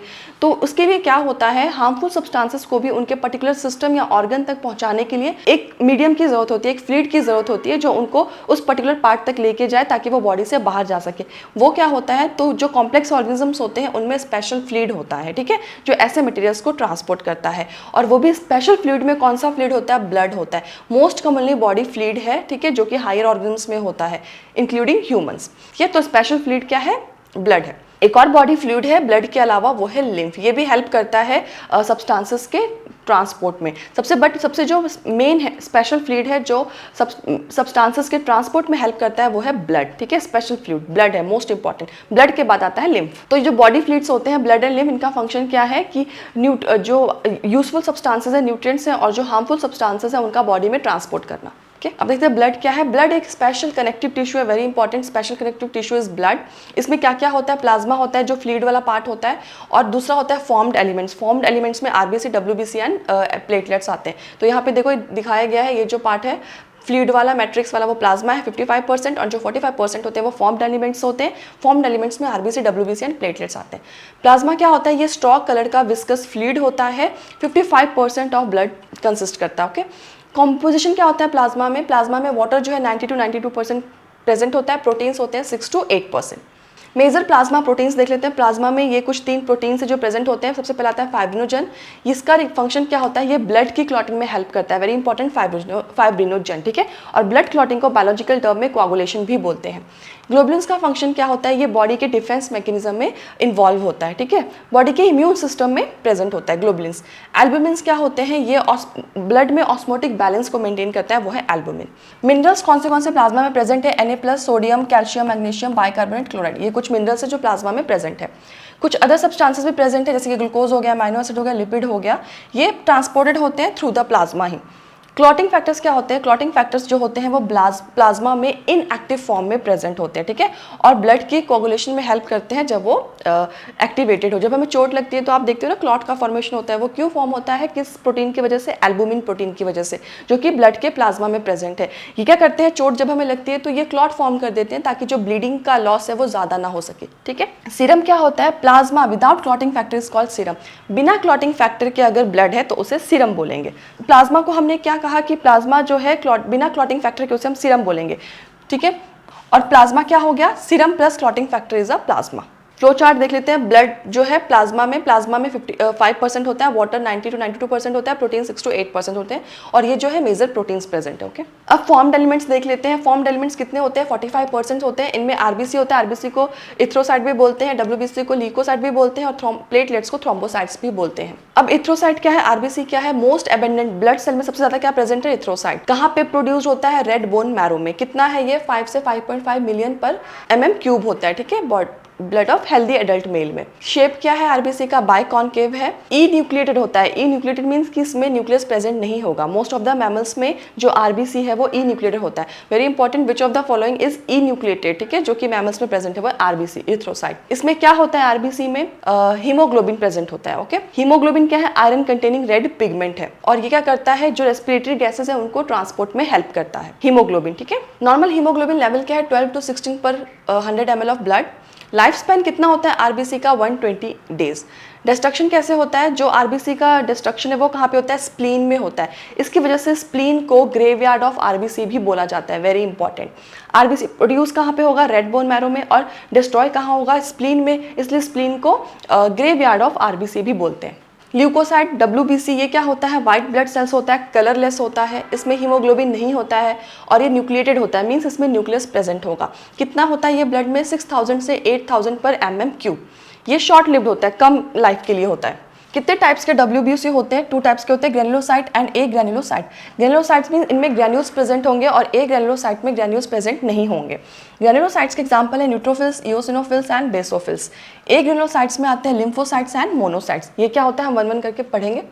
यहाँ पे आप डायग्राम में देखो, ये जो स्ट्रक्चर, ये देखो प्लेटलेट्स, इओसिनोफिल्स इस टाइप का है, ये बेसोफिल है, ये न्यूट्रोफिल्स है, ये मोनोसाइट है, ये टी लिम्फोसाइट है, और ये बी लिम्फोसाइट है। अब देख लेते हैं 1 by 1। न्यूट्रोफिल्स क्या होता है? सबसे एबंडेंट प्रेजेंट होता है डब्ल्यूबीसी में, वो क्या है? न्यूट्रोफिल्स। परसेंटेज कितना होता है इसका? 60 to 65%। फंक्शन क्या है? ये फेगोसिटिक होता है। फेगोसिटिक मीन्स जो फॉरेन मटेरियल अगर बॉडी में एंटर कर चुका है, जैसे कि बैक्टीरिया हो गया, तो उसे ये पकड़ के खा जाएगा, ठीक है। फेगोसाइटोसिस बोलते हैं इसे। फॉरेन ऑर्गेनिजम्स को डिस्ट्रॉय करते हैं। नेक्स्ट है मोनोसाइट्स। इसका परसेंटेज कितना होता है? 6 to 8%। इसका फंक्शन क्या है? ये भी फेगोसिटिक है, ये भी पैथोजेंस को डिस्ट्रॉय करता है। बेसोफिल्स क्या होते हैं? इसका परसेंटेज होता है 0.5 से 1%। सबसे कम प्रेजेंट है ये डब्ल्यूबीसी में। अब ये बेसोफिल का फंक्शन क्या है? ये सिक्रीट करता है histamine, serotonin and heparin. Very important, ये जो हिस्टामिन, सीरोटोनिन और जो हिपेरिन है उन्हें बेसोफिल सिक्रीट करता है। तो आपको ये तीनों नाम याद होना चाहिए कि बेसोफिल्स के सिक्रेशंस क्या क्या है। वो है histamine, serotonin and heparin, okay. Function क्या है बेसोफिल्स का? ये इन्फ्लेमेटरी रिएक्शंस फॉर्म करता है, ठीक है। इन्फ्लेमेटरी रिएक्शंस क्या होता है? जैसे मान लो हमें कोई चोट लगी तो उस पर क्या होता है? वो स्वेलो हो जाता है, ठीक है, सूज जाता है, उसमें से ब्लड आने लग जाता है, या वो वाला पार्ट जो है वो हमें थोड़ा सा गरम गरम सा लगता है, ठीक है। तो ये जो सारे रिएक्शंस होते हैं इसे इन्फ्लेमेटरी रिएक्शंस बोलते हैं, और ये किसकी वजह से होता है? बेसोफिल्स की वजह से होता है। नेक्स्ट है इओसिनोफिल। क्या है? ये 2 to 3% प्रेजेंट है। इसका फंक्शन क्या है? ये इन्फेक्शन को रेजिस्ट करता है, ठीक है, रोकता है, और ये एलर्जिक रिएक्शन के साथ भी एसोसिएटेड होता है। Very important, which of the following is associated with allergic reaction? वो है डब्ल्यूबीसी का इओसिनोफिल। लिम्फोसाइट्स क्या होता है? लिम्फोसाइट्स 20 to 25% होता है। कितने टाइप के होते हैं? B lymphocyte and T lymphocytes. इनका फंक्शन क्या है? इनका इम्यून रिस्पॉन्स में फंक्शन होता है, इम्यूनिटी में फंक्शन होता है, बॉडी के डिफेंस में हेल्प करते हैं। तो जो आरबीसी था उसका मेन काम क्या था? उसमें ब्लड था, ब्लड में रेड कलर का पिगमेंट है जिसे हम बोलते हैं हीमोग्लोबिन। हीमोग्लोबिन में आयरन होता है, और उसका फंक्शन क्या होता है? आरबीसी का ट्रांसपोर्ट करना गैसेस को, ठीक है। नेक्स्ट आता है डब्ल्यूबीसी। डब्ल्यूबीसी का फंक्शन क्या होता है? कलरलेस है, इसमें ये कुछ बेसिक सेल्स होते हैं। मेनली डब्ल्यूबीसी जो है वो बॉडी डिफेंस मैकेनिज्म से एसोसिएटेड होता है और एलर्जिक रिएक्शन से एसोसिएटेड होता है। तो डब्ल्यूबीसी का मेन फंक्शन होता है इम्यूनिटी में, ओके, और आरबीसी का होता है ट्रांसपोर्ट ऑफ गैसेस में। अब प्लेटलेट्स क्या होते हैं? प्लेटलेट्स को थ्रोम्बोसाइट्स भी बोलते हैं। ये किससे प्रोड्यूस्ड होते हैं? थ्रोम्बोसाइट्स, मेगाकैरियोसाइट्स से। वो प्लेटलेट्स कहाँ पे फॉर्म होंगे? बोन मैरो में। किससे फॉर्म होंगे? मेगाकैरियोसाइट से। नॉर्मल काउंट कितना है? ये है 1,50,000 से 3,50,000 पर mm³। ये इनका नॉर्मल काउंट है प्लेटलेट्स का। फंक्शन क्या है प्लेटलेट्स का? ये ब्लड क्लॉटिंग में हेल्प करते हैं, ब्लड के कोआगुलेशन में हेल्प करते हैं platelet, very important. Clotting factors कौन रिलीज करेगा? ये प्लेटलेट्स रिलीज करते हैं। क्लिनिकल सिग्निफिकेंस क्या है इसका? अगर प्लेटलेट काउंट डिक्रीज हुआ तो उससे क्या होता है? क्लॉटिंग डिसऑर्डर्स हो सकते हैं और एक्सेसिव ब्लीडिंग हो सकती है। ठीक है, अब ब्लड ग्रुप देख लेते हैं। ह्यूमन ब्लड जो होता है वो डिफरेंट होते हैं अपने कैरेक्टरिस्टिक्स के अकॉर्डिंग। 2 टाइप्स के मेजर ब्लड ग्रुप सिस्टम है, एक है एबीओ ब्लड ग्रुप, एक है आरएच ब्लड ग्रुप। नेक्स्ट है ABO blood grouping. ABO blood grouping की बेसिस क्या है? तो एबीओ जो ग्रुपिंग होती है वो बेस्ड होती है सबसे पहले कि जो आरबीसी है उस पे ए या बी कौन से वाले एंटीजन प्रेजेंट है, दूसरा प्लाज्मा में कौन से नेचुरल एंटीबॉडीज प्रेजेंट है, उनके बेसिस पे। एंटीजन क्या होते हैं? ये केमिकल होते हैं जो इम्यून रिस्पॉन्स को इंड्यूस करते हैं। ठीक है, उन्हें एंटीजन बोलते हैं। एंटीबॉडी क्या होते हैं? ये प्रोटीन्स होते हैं जो कि प्रोड्यूस होते हैं एंटीजन के रिस्पॉन्स में। मान लो कि एंटीजन जो है वो बैक्टीरिया, ठीक है, तो ये हमारी बॉडी में एंटर कर गया। ठीक है, जैसे ही बैक्टीरिया हमारी बॉडी में एंटर करेगा, इस बैक्टीरिया के रिस्पॉन्स में क्या फॉर्म होगा? एंटीबॉडी। ठीक है, तो एंटीजन क्या है? ये केमिकल्स है जो कि इम्यून रिस्पॉन्स को इंड्यूस करेगा, स्टार्ट करेगा, एक्टिवेट करेगा। और एंटीबॉडी क्या? एक प्रोटीन है जो एंटीजन के रिस्पॉन्स में प्रोड्यूस हुआ है। ठीक है, एंटीजन को आप कोई केमिकल, कोई बैक्टीरिया, पैथोजेंस ले सकते हो। ठीक है, उन्हें एंटीजन बोलते हैं। ये एबीओ ब्लड ग्रुप का टेबल है, blood group A B A B O. ठीक है, 4 टाइप्स के ब्लड ग्रुप है। अब इनमें एंटीजन कौन सा प्रेजेंट है? आरबीसी में ए में ए होगा, बी में बी होगा, ए बी में दोनों होगा, ए एंड बी, ओ में कोई भी नहीं होता। ठीक है, एंटीबॉडी कौन से होंगे प्लाज्मा में? ए वाले में एंटी बी होगा, बी वाले में एंटी ए होगा क्योंकि नाम ही है एंटीबॉडी। ठीक है, उसके ऑपोजिट ए बी में कौन सा होगा? कोई नहीं होगा। ओ में कौन सा होगा? दोनों होगा, anti A and anti B. Okay, blood transfusion का प्रिंसिपल क्या होता है? Donor blood must be carefully matched with recipient blood. जो डोनर का ब्लड है वो मैच करना चाहिए रेसिपिएंट ब्लड से। ठीक है, ए है तो हम ए को ही दे सकते हैं, बी है तो हम बी को दे सकते हैं, इसे बोलते हैं मैचिंग। क्यों? क्योंकि क्लम्पिंग को रोकने के लिए, अग्लूटिनेशन। ठीक है, इसको ब्लड अग्लूटिनेशन बोलते हैं। अगर हम डिफरेंट टाइप्स के ब्लड को बॉडी में डालेंगे तो उससे क्लम्पिंग हो सकता है, एग्लूटिनेशन हो सकता है। ठीक है, और क्लम्पिंग से क्या होगा? आरबीसी डिस्ट्रॉय हो जाएगा। अब देख लो, यूनिवर्सल डोनर किसे बोलते हैं? Universal donor means blood group O जो है वो यूनिवर्सल डोनर है। मतलब क्यों इसको यूनिवर्सल डोनर बोला? क्योंकि इस पे ए एंटीजन नहीं है और ना ही बी एंटीजन है, इसके लिए ये जो ओ ग्रुप है वो किसी को भी ब्लड जो है वो डोनेट कर सकता है। ओके, इसकी वजह से ब्लड ग्रुप ओ को यूनिवर्सल डोनर बोला गया है। यूनिवर्सल रेसिपिएंट क्या होता है? ब्लड ग्रुप ए बी को यूनिवर्सल रेसिपिएंट बोला गया है। जो ब्लड ग्रुप ए बी है वो किसी से भी ब्लड ले सकता है। क्यों ले सकता है? क्योंकि यहाँ पे एंटी ए एंटीबॉडी नहीं है, एंटी बी एंटीबॉडी नहीं है, इसकी वजह से ये किसी से भी ब्लड ले सकता है। तो ब्लड ग्रुप ए बी जो है वो यूनिवर्सल रेसिपिएंट है और ब्लड ग्रुप ओ जो है वो यूनिवर्सल डोनर है। Very important. अब यहाँ पे ये दोनों हमने देख लिया, एंटीजन और एंटीबॉडीज। अब देखते हैं डोनर ग्रुप कौन से होते हैं। तो ए को कौन सा दे सकता है ब्लड? कौन सा ग्रुप? ए और ओ वाले दे सकते हैं। बी को कौन सा दे सकता है? बी और ओ वाले को। ओ ग्रुप तो किसी को भी दे सकता है क्योंकि वो यूनिवर्सल डोनर है। ए बी को कौन कौन दे सकता है? कौन सा ब्लड ग्रुप? ए बी दे सकता है, ए बी ओ। ठीक है, चारों दे सकते हैं क्योंकि ए बी यूनिवर्सल रेसिपिएंट है, इसलिए ओ को सिर्फ ओ ही दे सकता है। ठीक है, नेक्स्ट है आरएच ब्लड ग्रुप देख लेते हैं। आरएच में क्या होता है? आरएच एंटीजन होता है। आरएच एंटीजन जो होता है बिल्कुल सिमिलर होता है एंटीजन जो रिसस मंकी पे प्रेजेंट होता है, इसलिए इसे आरएच बोला गया। आरबीसी के सरफेस पे होता है, 80% ऑफ ह्यूमंस में प्रेजेंट हो सकता है। कितने टाइप के होते हैं? पॉजिटिव आरएच प्लस होता है, नेगेटिव आरएच नेगेटिव होता है। आरएच पॉजिटिव में जो आरएच एंटीजन है वो आरबीसी पे प्रेजेंट होगा, ये देखो, और आरएच नेगेटिव में प्रेजेंट नहीं होगा। इंपॉर्टेंस क्या है इसका? ब्लड के ट्रांसफ्यूजन में आरएच नेगेटिव पर्सन, ठीक है, और आरएच पॉजिटिव ब्लड एक्सपोजर में क्या होता है? जो आरएच नेगेटिव इंडिविजुअल है वो एंटी आरएच एंटीबॉडी डेवलप कर लेगा। इसकी वजह से क्या होगा? जो आरएच की मैचिंग करना बहुत जरूरी है ब्लड ट्रांसफ्यूजन में। Both ABO and RH groups must be matched before transfusion. तो ट्रांसफ्यूजन से पहले 2 ऐसे ब्लड ग्रुप है जिनको मैच करना बहुत जरूरी है, वो है ABO and RH. Prevention method क्या है? हम इंजेक्ट कर सकते हैं एंटी आरएच एंटीबॉडीज को, जिसे एंटी डी बोला जाता है। आरएच नेगेटिव को हम एंटी आरएच एंटीबॉडीज इंजेक्ट कर सकते हैं। मदर जो होती है, किसको? मदर को, immediately after delivery of first RH plus child. ठीक है, जैसे ही मदर ने फर्स्ट आरएच पॉजिटिव चाइल्ड को डिलीवर किया, वैसे ही मदर में एंटी आरएच एंटीबॉडीज को इंजेक्ट कर दो। ठीक है, जिसे एंटी डी भी बोलते हैं, अगर मदर आरएच नेगेटिव है तो। बेनिफिट क्या होगा? इससे एंटी आरएच एंटीबॉडीज का फॉर्मेशन प्रिवेंट होगा और फ्यूचर जो प्रेगनेंसीज है वो प्रोटेक्ट होगी। आरएच इनकम्पेटिबिलिटी है क्या अब ये प्रेगनेंसी में? वो देख लो, मदर मान लो आरएच नेगेटिव है, फीटस जो है मान लो आरएच पॉजिटिव है, इस कंडीशन को आरएच इनकम्पैटिबिलिटी बोलते हैं। Mother RH negative, foetus RH positive. First pregnancy में क्या होता है? प्लेसेंटा जो है वो सेपरेट हो जाता है, मैटरनल एंड फीटल ब्लड को सेपरेट करता है प्लेसेंटा। ये हम बात करें फर्स्ट प्रेगनेंसी की। आरएच एंटीजन जो है फीटस का वो मदर्स के ब्लड में नहीं एंटर कर पाता है। डिलीवरी के टाइम क्या होता है? Small amount of RH plus जो फीटल ब्लड है वो आरएच नेगेटिव मदर्स के ब्लड में एंटर कर सकता है। मदर जो है वो स्टार्ट कर देगी फिर प्रोड्यूस करना एंटी आरएच एंटीबॉडीज। रिजल्ट क्या होगा? जो फर्स्ट बेबी है वो यूजुअली नॉर्मल होगा, बट अगर उसके बाद होता है प्रेगनेंसी तो उसमें क्या होगा? जो एंटी आरएच एंटीबॉडीज़ है वो ऑलरेडी मदर में प्रेजेंट है, मदर के ब्लड में। इससे क्या होगा, जो एंटीबॉडी है वो प्लेसेंटा को क्रॉस कर लेगा, बेबी के पास चला जाएगा, क्योंकि प्लेसेंटा जो है वो मीडियम है ना ट्रांसपोर्ट का बेबी और मदर के ब्लड में। इससे क्या होगा, ये RH पॉजिटिव जो फीटस है उसके ब्लड को डिस्ट्रॉय कर देगा। कंसिक्वेंसेस क्या होंगे, सीवियर एनीमिया होगा, बेबी में जॉन्डिस हो सकता है, फीटल डेथ हो सकता है, सीवियर केसेस में फीटल डेथ हो सकता है। अब नेक्स्ट आता है इथ्रोब्लास्टोसिस फीटालिस। क्या होता है, इसमें क्या होता है, डिस्ट्रक्शन हो जाता है फीटस के RBC का RH इनकम्पैटिबिलिटी की वजह से, ठीक है। क्यों, क्योंकि मदर RH नेगेटिव है और जो फीटस है वो RH पॉजिटिव है। इफेक्ट क्या होता है, सीवियर एनीमिया, जॉन्डिस और फीटल टू फीटस, ठीक है। तो इसे बोलते हैं इथ्रोब्लास्टोसिस फीटालिस। अब इसको हम रोक कैसे सकते हैं वो मैंने अभी आपको बताया। इसमें जैसे ही मदर ने पहला बच्चा डिलीवर किया, जो मदर में anti-RH एंटीबॉडीज को इंजेक्ट कर दो, ठीक है। anti-RH एंटीबॉडीज को anti-D भी बोलते हैं। इससे क्या होगा, प्रिवेंट हो जाएगा anti-RH एंटीबॉडीज के फॉर्मेशन, ओके।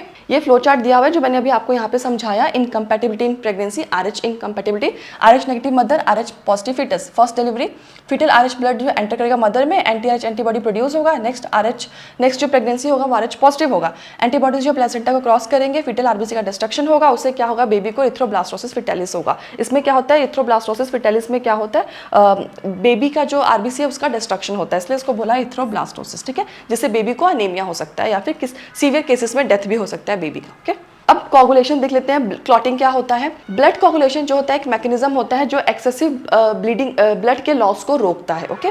ब्लड क्लॉट को कोगुलम भी बोलते हैं।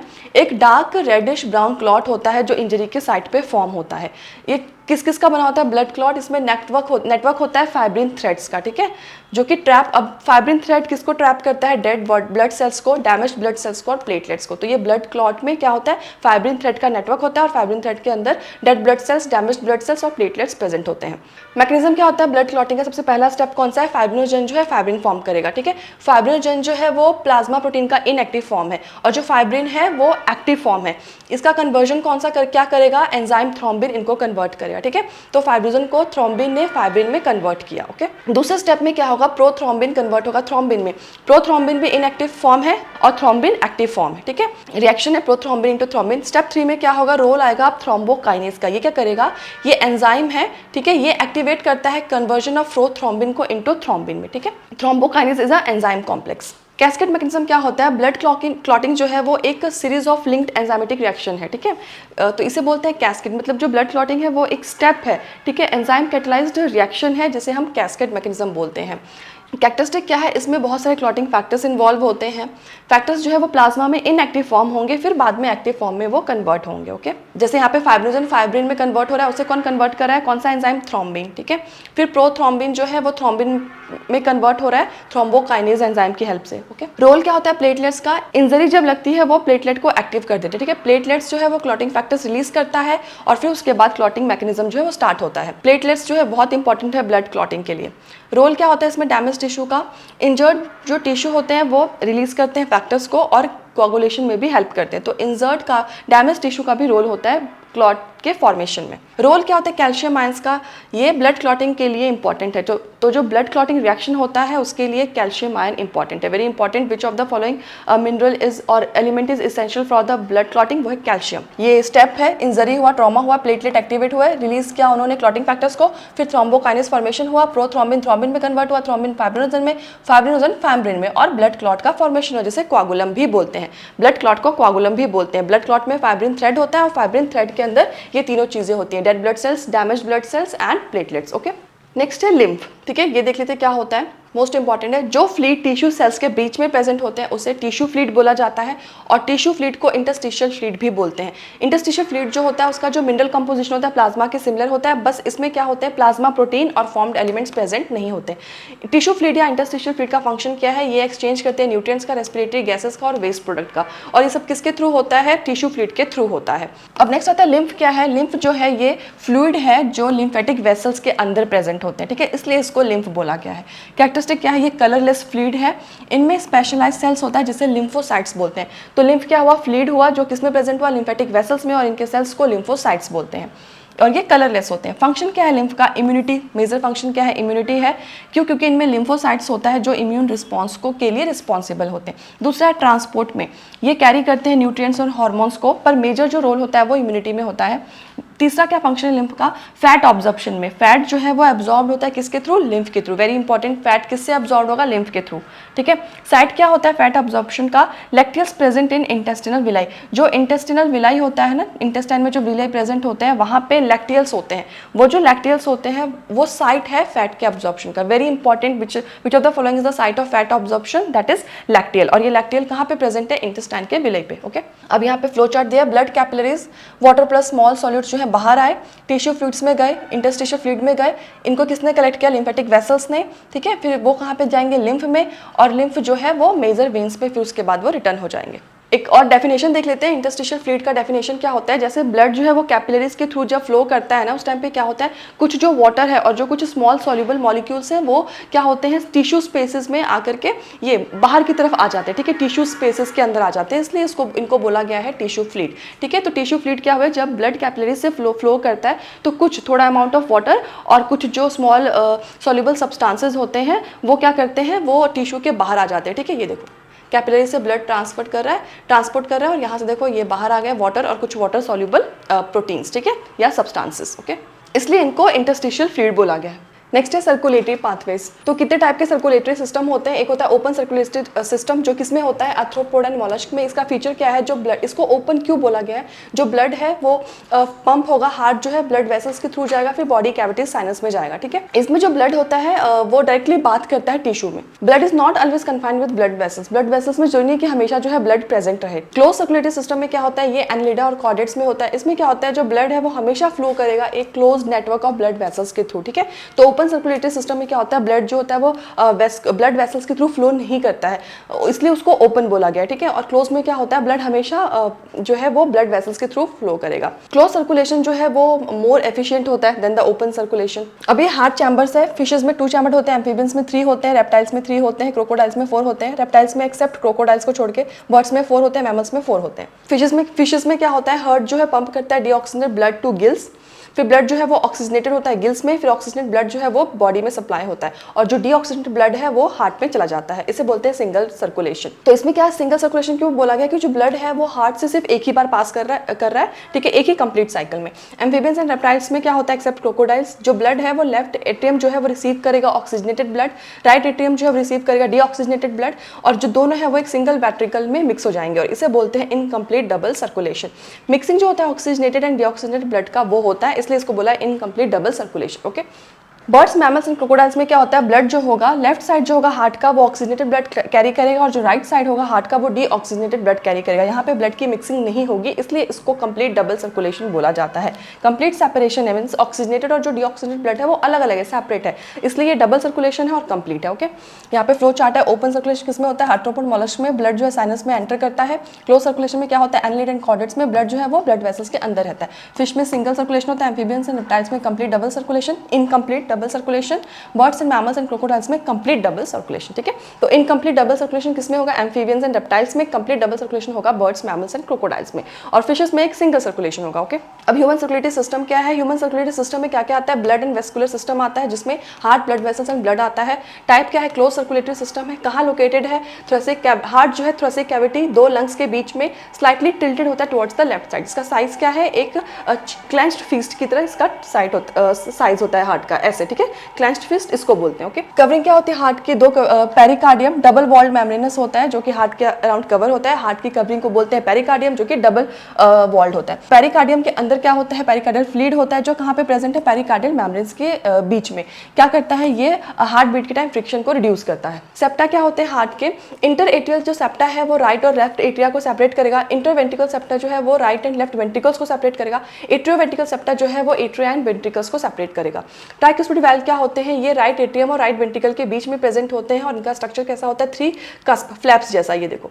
बाइकस्पिड मिट्रल वाल्व क्या होते हैं, ये लेफ्ट एट्रियम और लेफ्ट वेंट्रिकल के बीच में प्रेजेंट होते हैं, और ये 2 कस्प की तरह इनका स्ट्रक्चर होता है, ये देखो। सेमिनल वाल्व्स जो होते हैं ये पल्मोनरी आर्टरी के ओपनिंग में प्रेजेंट होते हैं और ओपनिंग ऑफ एओर्टा पे प्रेजेंट होते हैं। इनका फंक्शन होता है बैकवर्ड फ्लो ऑफ ब्लड को रोकना, ठीक है, ब्लड पीछे की तरफ ना जाए उसको रोकना, इसका काम है सेमिल्यूनर वाल्व का। हार्ट वाल्व्स का फंक्शन क्या होता है, 1 वे फ्लो ऑफ ब्लड को इंश्योर करना। डायरेक्शन क्या होना चाहिए ब्लड का, एट्रिया से वेंट्रिकल्स में आर्टरीज में, उल्टा नहीं आना चाहिए, ठीक है, वो रोकता है सेमिल्यूनर वाल्व्स, ठीक है, प्रिवेंट करता है back flow of blood. Cardiac muscles क्या होते हैं, एंटायर हार्ट जो होता है वो कार्डियक मसल्स का बना होता है। हार्ट में जो मसल्स प्रेजेंट होते हैं उसे कार्डियक मसल्स बोलते हैं।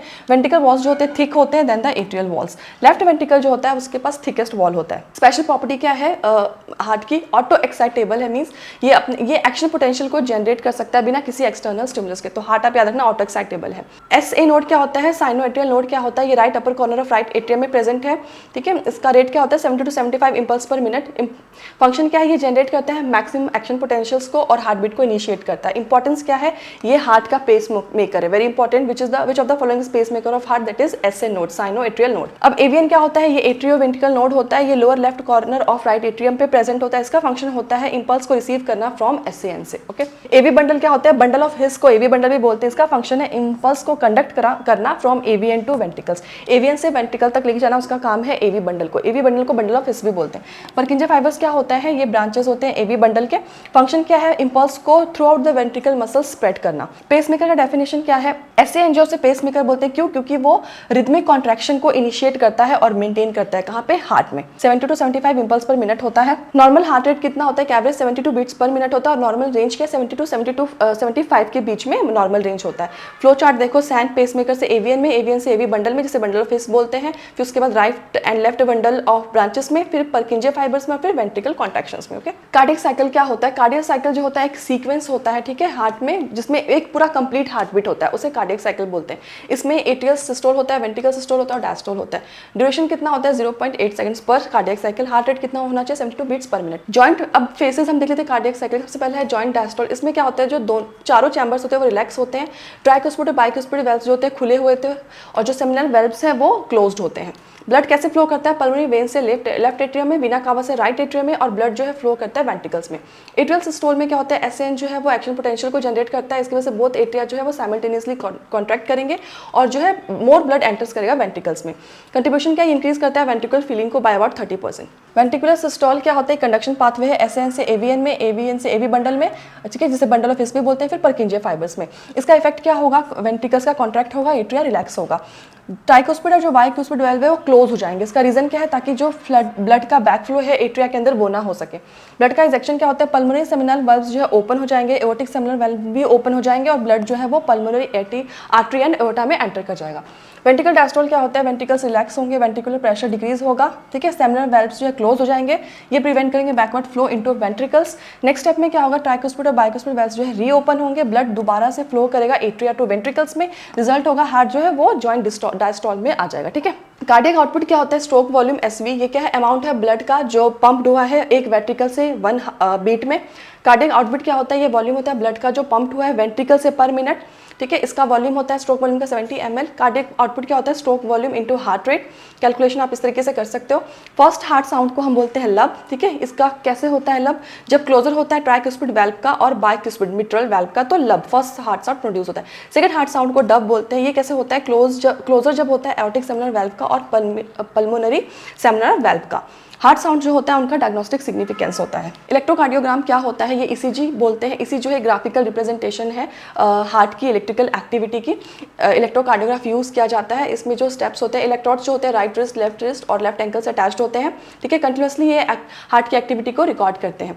अब इसमें कौन से होते हैं, P वेव होते हैं। इसमें क्या होता है, ये एट्रिया का डीपोलराइजेशन शो करता है, जिसे इलेक्ट्रिकल एक्साइटेशन भी बोलते हैं। रिजल्ट क्या होता है, कंट्रैक्शन होता है दोनों एट्रिया का, इसे एट्रियल सिस्टोल बोलेंगे। QRS कॉम्प्लेक्स क्या होता है, ये रिप्रेजेंट करता है वेंट्रिकल्स के डीपोलराइजेशन को, जिससे रिजल्ट क्या होता है, वेंट्रिकल कॉन्ट्रैक्शन इनिशिएट होगा। इसका सिग्निफिकेंस क्या है, ये वेंट्रिकल सिस्टोल की बिगनिंग को मार्क्स करता है। T वेव क्या है, रीपोलराइजेशन है वेंट्रिकल का, return from excited state to normal state, ठीक है। सिग्निफिकेंस क्या है, ये एंड T वेव का, ये मार्क्स करता है एंड ऑफ सिस्टोल को। ये देखो ये रहा P, ये वाला डायग्राम आपको ग्राफ याद होना चाहिए, ठीक है। यहाँ पे डायग्राम दिया है, इलेक्ट्रिकल एक्टिविटी हार्ट हुआ, P वेव आया, आर्टेरियल डिपोलाइजेशन हुआ, QRS कॉम्प्लेक्स आया, वेंट्रिकल डिपोलाइजेशन हुआ, वेंट्रिकल सिस्टोल हुआ, T वेव आया, वेंट्रिकल रिपोलराइजेशन, उसके बाद एंड ऑफ सिस्टोल हो जाएगा। ECG के कंपोनेंट लिखिए टेबुलर फॉर्म में। P वेव जो है एट्रियल डिपोलराइजेशन को रिप्रेजेंट करेगा, QRS जो है वो वेंट्रिकल डिपोलराइजेशन को, और जो T वेव है वो वेंट्रिकुलर रिपोलराइजेशन को। हार्ट रेट का डिटर्मिनेशन क्या होता है, काउंट होता है नंबर ऑफ QRS कॉम्प्लेक्स का गिवन टाइम पीरियड में। यूज क्या है, ये हार्ट रेट बताता है। क्लिनिकल सिग्निफिकेंस क्या है ECG का, ECG जो है मेनली हार्ट के पैटर्न को शो करता है हार्ट डिजीज में, कार्डियक एबनॉर्मलिटी में एंड कंडक्शन ऑफ डिफेक्ट्स में। ठीक है। तो हार्ट डिसऑर्डर्स को कंडक्ट करने के लिए ईसी जो है वो इंपॉर्टेंट डायग्नोस्टिक टूल है। तो ईसीजी ग्राफिकल रिकॉर्ड है हार्ट की इलेक्ट्रिकल एक्टिविटी का। ओके, डबल सर्कुलेशन क्या होता है? डबल सर्कुलेशन में क्या होता है, जिसमें ब्लड जो है वो हार्ट से जाता है 2 बार, ठीक है, एक कंप्लीट साइकिल में 2 बार जाएगा। कंपोनेंट्स होते हैं इसके pulmonary circulation and systemic circulation. Human में डबल सर्कुलेशन होता है, ठीक है, जिसकी वजह से डबल सर्कुलेशन होने की वजह से ही इसमें सेपरेशन होता है ऑक्सीजनेटेड एंड डीऑक्सीजनेटेड ब्लड का। ब्लड वेसल्स देख लेते हैं। स्ट्रक्चर क्या है आर्टरीज एंड वेन्स का? पहला है ट्यूनिका इंटीमा, इनर लाइनिंग है, स्क्वेमस एंडोथेलियम से बनी है। ट्यूनिका मीडिया मिडल लेयर है, स्मूथ मसल्स होता है और इलास्टिन फाइबर्स होता है इसमें। ट्यूनिका एक्सटर्ना जो है आउटर लेयर है, फाइबर्स कनेक्टिव टिश्यू होते हैं कोलेजन फाइबर्स के साथ। ट्यूनिका जो है वो थिनर होता है वेन्स में than in arteries, very important. Tunica media veins में थिनर होगा। पल्मोनरी सर्कुलेशन क्या होता है? ये पाथवे राइट वेंट्रिकल से पल्मोनरी आर्टरी में, फिर लंग्स में, फिर पल्मोनरी वेन्स में, फिर लेफ्ट एट्रियम में। फंक्शन क्या है? ये डीऑक्सीजनेटेड ब्लड को कैरी करेगा टू लंग्स, इसलिए इसका नाम है पल्मोनरी सर्कुलेशन। फिर रिटर्न करेगा ऑक्सीजनेटेड ब्लड को to the heart. Systemic circulation में क्या होता है? ये इसका पाथवे है ब्लड का लेफ्ट वेंट्रिकल से एओर्टा में, एओर्टा से आर्टरीज में, फिर आर्ट्रियोल्स में, फिर कैपिलरीज में, जिसको टिश्यूज बोलते हैं, फिर वेन्यूल्स में, फिर वेन्स में, फिर वीना कावा में, राइट एट्रियम में। इसका फंक्शन क्या है? ये O2 एंड न्यूट्रिएंट को टिश्यूज में सप्लाई करेगा और CO2 और मेटाबॉलिक वेस्ट को रिमूव करेगा। हिपैटिक पोर्टल सिस्टम क्या होता है? ये स्पेशल वैस्कुलर कनेक्शन है इंटेस्टाइन और लिवर के बीच में, वेरी इंपॉर्टेंट, ठीक है। इंटेस्टाइन और लिवर के बीच में हिपैटिक पोर्टल सिस्टम होता है। इसमें हिपैटिक पोर्टल वेन इन्वॉल्व होते हैं। फंक्शन क्या है इसका? ये ब्लड को कैरी करता है इंटेस्टाइन से लिवर में। ब्लड जो है वो लिवर पे पहुंचते हैं before entering into systemic circulation. Nutrient rich blood जो है इंटेस्टाइन से वो सबसे पहले पास करेंगे through the liver. Coronary circulation क्या होता है? स्पेशल ब्लड सिस्टम है जो हार्ट मसल्स को सप्लाई होता है, उसे बोलते हैं कोरोनरी सर्कुलेशन। ये सप्लाई करता है ऑक्सीजन और न्यूट्रिएंट को कार्डियक मसल्स को, रिमूव करता है वेस्ट को फ्रॉम द हार्ट, ठीक है। तो हार्ट में सब्सटेंस के ट्रांसपोर्ट के लिए क्या है? Coronary circulation. कोरोनरी वेसल्स जो है एक्सक्लूसिवली सर्व करता है मायोकार्डियम को, हार्ट मसल्स को। यहाँ पे डायग्राम दिया है फ्लो चार्ट। राइट ब्लड कैसे पास करेगा? राइट वेंट्रिकल से पल्मोनरी आर्टरी में, फिर लंग्स में, फिर पल्मोनरी वेन्स में, फिर लेफ्ट एट्रियम में, लेफ्ट वेंट्रिकल में, एओर्टा में, बॉडी टिश्यू में, वीना कावा में, फिर राइट एट्रियम में और फिर राइट वेंट्रिकल में। रेगुलेशन कैसा होता है कार्डियक एक्टिविटी का? ह्यूमन हार्ट जो है मायोजेनिक है। मायोजेनिक क्या होता है कि जो हार्ट बीट होता है वो इनिशिएटेड होता है किससे? एक स्पेशलाइज कार्डियक मसल से, जिसे नोडल टिश्यू बोलते हैं, ठीक है। और मायोजेनिक क्या है? क्योंकि इसको एक्सटर्नल स्टिमुलेशन की जरूरत नहीं पड़ती, ठीक है। तो हार्ट जो है वो मायोजेनिक है। इंट्रिंसिक रेगुलेशन में क्या होता है? इंट्रिंसिक रेगुलेशन जो है वो नोडल टिश्यू करते हैं, जो कि इसमें क्या होता है? सैन इनिशिएट करता है हार्ट बीट को और मेंटेन करता है रिदमिक कॉन्ट्रैक्शन को। हार्ट जो है वो ऑटो रेगुलेटेड होता है नोडल टिश्यू से। सिंपैथेटिक नर्वस सिस्टम क्या होते हैं ये पढ़ लेते हैं। इसमें हार्ट रेट इंक्रीज होता है, force of ventricular contraction increase होता है, कार्डियक आउटपुट इंक्रीज होता है। सिंपैथेटिक स्टिमुलेशन जो है वो हार्ट एक्टिविटी को स्टिमुलेट करता है। पैरासिम्पैथेटिक में क्या होता है? डिक्रीज होता है हार्ट रेट, डिक्रीज होता है इंपल्स कंडक्शन और डिक्रीज होता है कार्डियक आउटपुट। इसके बिल्कुल उल्टा, पैरासिम्पैथेटिक जो है वो हार्ट एक्टिविटी को स्लो करता है। ओके, अब न्यूरल रेगुलेशन क्या होता है? कार्डियक सेंटर जो होते हैं वो भी मेडुला ऑब्लांगटा में प्रेजेंट होते हैं। ये रेगुलेट करते हैं कार्डियक एक्टिविटी को through the ANS, autonomic nervous system के थ्रू। अब हार्मोनल रेगुलेशन भी है, जिसमें हार्मोन के थ्रू रेगुलेट होता है हार्ट की एक्टिविटी, वो है एड्रिनल मेडुलरी हार्मोन्स। इसमें हार्मोन्स कौन से? एड्रिनल जिसे एपिनेफ्रिन भी बोलते हैं और नॉर एड्रिनल जिसे नॉर एपिनेफ्रिन भी बोलते हैं। इफेक्ट क्या होता है? हार्ट रेट इंक्रीज होता है, फोर्स ऑफ कॉन्ट्रैक्शन इंक्रीज होता है और कार्डियक आउटपुट इंक्रीज होता है। ओके, अब देख लेते हैं फ्लो चार्ट। मेडुला ऑब्लांगटा से ऑटोनोमिक नर्वस सिस्टम, ये 2 टाइप्स में डिवाइड हुए, यहाँ पे फ्लो चार्ट में दिखाया गया, ठीक है। अब डिसऑर्डर्स देख लेते हैं क्या है। हाइपरटेंशन, हाई ब्लड प्रेशर होता है, ठीक है। ब्लड प्रेशर का जो होता है वो हाई होता है, नॉर्मल रेंज 122/80 होता है, ठीक है। ऊपर वाला जो यूनिट है दैट इज 120 उसे सिस्टोलिक प्रेशर बोलेंगे और जो नीचे वाला 80 उसे डायस्टोलिक प्रेशर बोलेंगे। हाइपरटेंशन कब होता है? जब 140/90 mm होता है।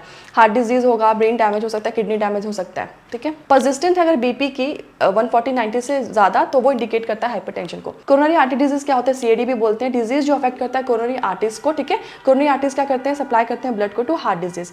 इसको आर्थेरोस्क्लेरोसिस भी बोलते हैं। इसका कॉज क्या होता है? डिपोजिशन जब होता है कैल्शियम, फैट, कोलेस्ट्रॉल और फाइब्रस टिश्यू का। इफेक्ट क्या होता है? एट्रियल ल्यूमेन जो होता है नैरो होता है और जो ब्लड सप्लाई होता है हार्ट मसल को रिड्यूस हो जाता है।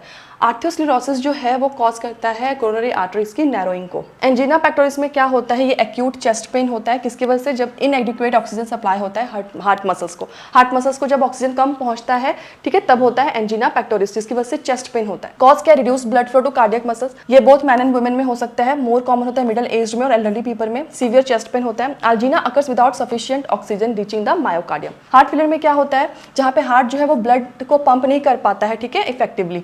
मेजर सिस्टम क्या है? कंजेशन ऑफ लंग्स, इसको कंजेस्टिव हार्ट फेलियर भी बोलते हैं, CHF। Heart failure is not cardiac arrest. Cardiac arrest में क्या होता है? हार्ट स्टॉप बीटिंग हो जाता है, जो हार्ट होता है वो बीट करना स्टॉप कर देता है। हार्ट अटैक में क्या होता है? हार्ट के मसल्स को डैमेज होता है क्योंकि जो ब्लड सप्लाई है वो इनएडुकेट होता है, ठीक है। तो आप याद रखना कि हार्ट फेलियर जो है वो कार्डियक अरेस्ट नहीं है, हार्ट अटैक भी नहीं है, दोनों अलग अलग चीज है। हार्ट फेलियर मीन्स की इनएफिशिएंट पंपिंग है, ठीक है, नॉट स्टॉपेज ऑफ हार्ट। अब कुछ क्वेश्चंस कर लेते हैं लास्ट ईयर के। Which blood vessels carry oxygenated blood from lungs to heart, अभी हमने किया है पल्मोनरी वेन होता है। Which component of blood is responsible for coagulation, ये भी अभी हमने किया है, फाइब्रिनोजन होता है। पेस मेकर कौन सा है ह्यूमन हार्ट का, एसए नोड, ये भी अभी हमने किया है। ब्लड ग्रुप ए बी को यूनिवर्सल रेसिपिएंट क्यों बोलते हैं, क्योंकि ये इसमें एंटी ए और एंटी बी एंटीबॉडीज एब्सेंट होते हैं, ये भी अभी हमने किया है। रेजिडुअल वॉल्यूम जो होती है लंग्स की वो हेल्प करती है किसमें, लंग के कोलैप्स को प्रिवेंट करने में, ये भी अभी हमने किया है। 70% ऑफ कार्बन डाइऑक्साइड वो किसमें फॉर्म में ट्रांसपोर्ट होते हैं, बाइकार्बोनेट फॉर्म में, ये भी किया है हमने अभी। वेल्व प्रेजेंट होते हैं लेफ्ट एट्रियम और लेफ्ट वेंट्रिकल में, वो है मिट्रल वेल्व, ये भी किया है हमने अभी। तो आज के लिए इतना ही, मिलते हैं नेक्स्ट लेक्चर में। Thank you.